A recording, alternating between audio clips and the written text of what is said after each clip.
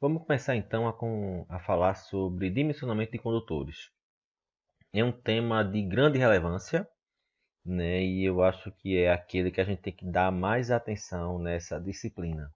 A gente não pode sair dessa disciplina sem, de fato, entender como é que faz o dimensionamento de condutores. Então vamos começar. O que pode acontecer se você não dimensionou um condutor corretamente? Os primeiros efeitos são as operações inadequadas da carga, né? Você pode ter problemas no seu motor, você pode ter problemas nos seus equipamentos, e isso simplesmente por conta de um mau dimensionamento, né? Você tem um condutor sobrecarregado, um condutor mal distribuído as cargas, e você acaba encontrando problemas em toda a sua operação. Mas o pior de tudo isso que eu acho não é a questão da operação inadequada, mas e sim no risco de incêndio.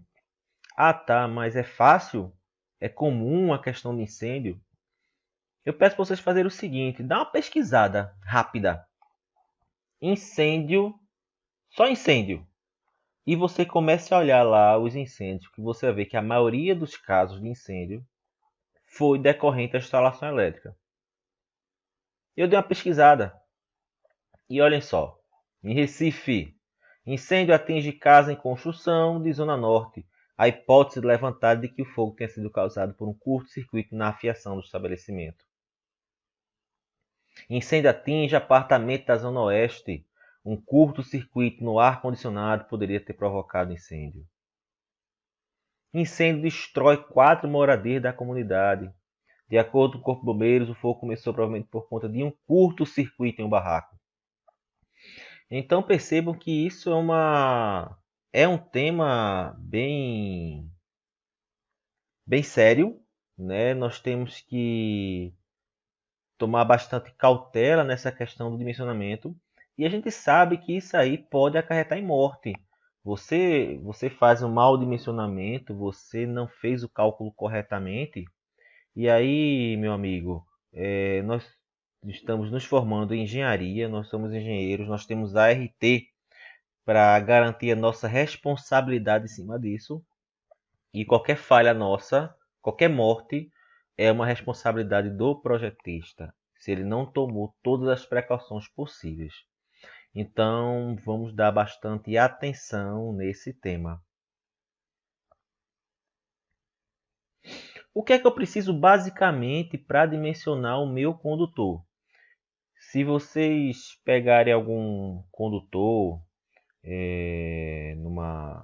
numa loja, vocês podem ver que o cabo, um controle de qualidade, a capa dele já tem várias informações referentes às características dele. Então temos que dimensionar o cabo, não é apenas comprar um fio e acabou.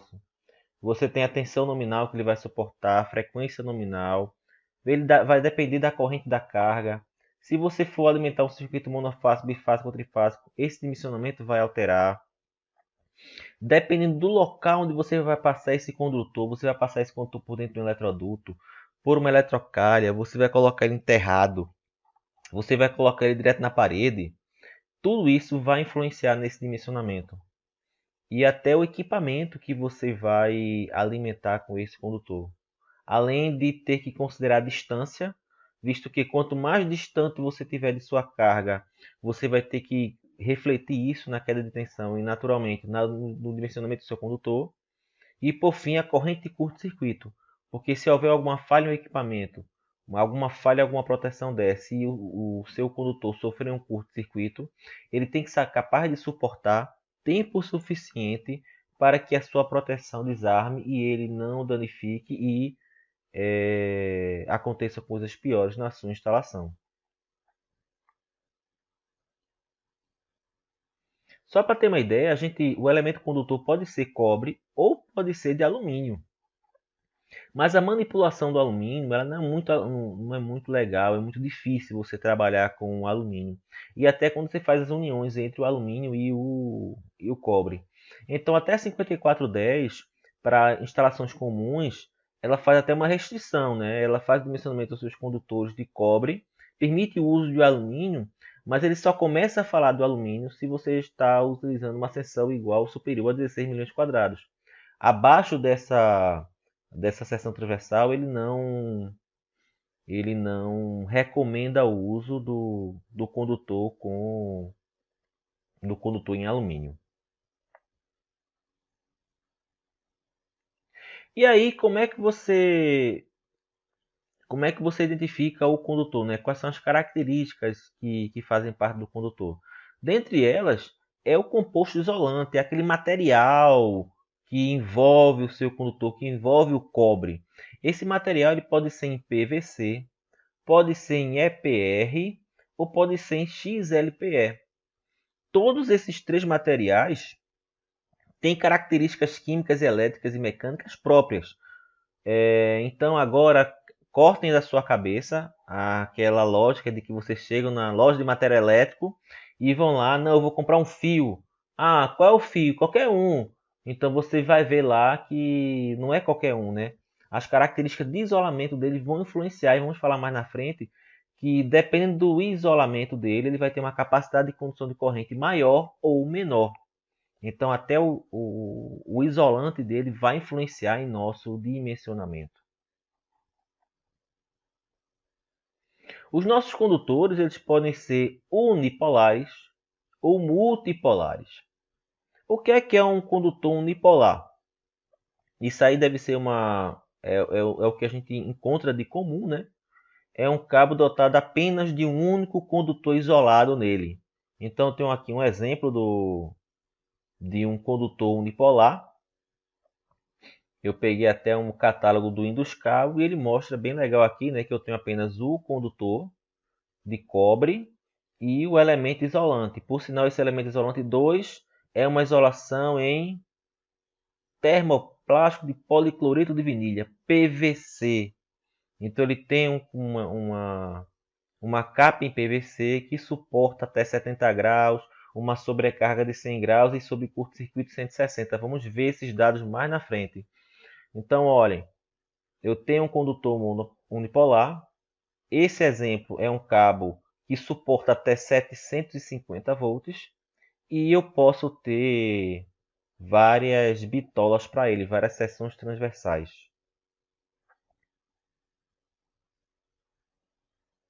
Além do cabo unipolar, o que é o cabo multipolar? Ele, ao invés de ter um só, ele vai ter dois ou mais condutores com uma capa de cobertura dentro dela.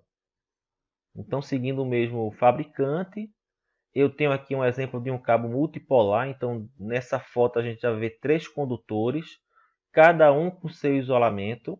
E além desse isolamento, eles estão protegidos por outra capa protetora.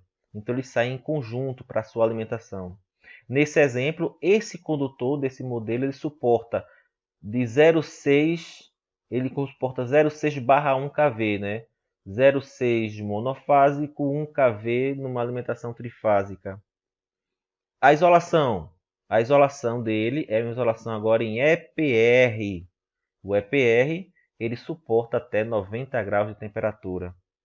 E esse condutor, esse fabricante, ele fabrica esse condutor onde pode ter 2, 3, 4 até 5 condutores, cada um com sua cor distinta.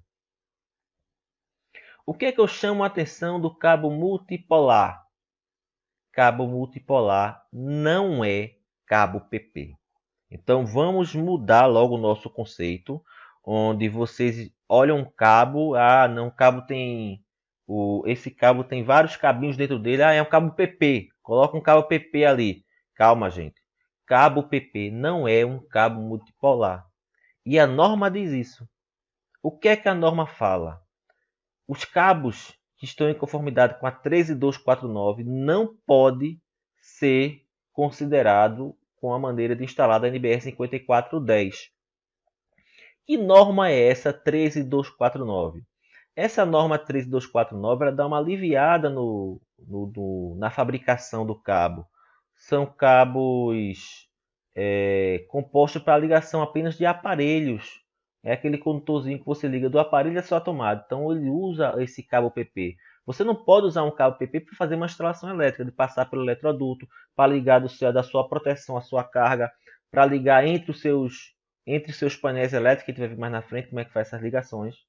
Então, observe aqui, norma aplicável 13249, cabo flexível PP. Então, cabo PP não é um cabo multipolar. Apenas para complementar nossa informação, né, essa norma 13249 ela mudou de nome, né? Ela foi substituída por outra norma, só que o nome, a referência dessa 13249 ainda está escrita na 5410, mas não deixa de ter a mesma informação. Então, cabo PP, outro exemplo de cabo PP são aqueles cordões paralelos ou aquele cordão torcido, né? Então você não pode usar aquele condutor, ele não entra no critério de dimensionamento que nós vamos aprender agora. O cabo PP não pode ser considerado para essa maneira de instalação prevista. Ele não é admitido dessa maneira de instalação prevista. E os cabos de alta tensão? O cabo de alta tensão ele já tem uma característica bem diferente de um cabo de baixa tensão. Eu mostrei uma foto de um cabo de 750 volts, né? E eu mostrei no outro exemplo, um cabo de isolamento de 0,6/1 kV. Né? Abaixo de 2 kV, ele ainda não é considerado de alta tensão. Então, quando você vai falar de um cabo de alta tensão, ele tem alguma característica específica, porque deve-se ser levado em consideração o elevado gradiente de tensão. O que é isso? Eu tenho aqui passando alta tensão, vamos dizer aqui 14.000 volts estão nesse condutor. Eu tenho que fabricar um isolante de tal forma que a diferença, que o potencial que tenha na borda do meu isolamento seja um potencial de 0 volt. Então, esse isolante tem que garantir que 14.000 volts não chegue nessa saída. O potencial da borda do meu condutor, do meu isolamento, tem que ser um potencial zero, um potencial nulo. 0 volt eu tenho que encontrar aqui. Então, com isso, ele garante ele tem um grande gradiente de tensão entre um ponto e outro. Muito próximo do meu condutor, eu vou encontrar 14.000 volts. E na parte de fora eu já tenho que garantir que eu não posso ter nenhuma tensão, nenhum nível de tensão, nenhum potencial zero nessa saída. Então torna um cabo de alta tensão um elemento mais complexo de ser fabricado. Como a gente já se adiantou, né, os nossos cabos ele tem identificação por tensão. Então tem algumas tensões padronizadas que você vai encontrar nas referências desses condutores. A gente já viu a tensão padronizada de 750 naquele exemplo. A gente viu de 0,6/1 kV. E se você for falar de cabos de alta tensão, eles vão ter vão ter essas tensões padronizadas de fabricação. Guarda essa diferença de valores, que lá na frente nós vamos conversar o porquê que está aparecendo, porquê que tem 3,6/6 e não é 5/6, 4/6. Por que eu estou escrevendo aqui 6/10 e não 7/10, 8/10?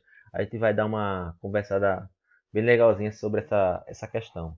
Porque a primeira tensão está falando da tensão entre fase e neutro, e a segunda tensão a tensão entre fases. Ok?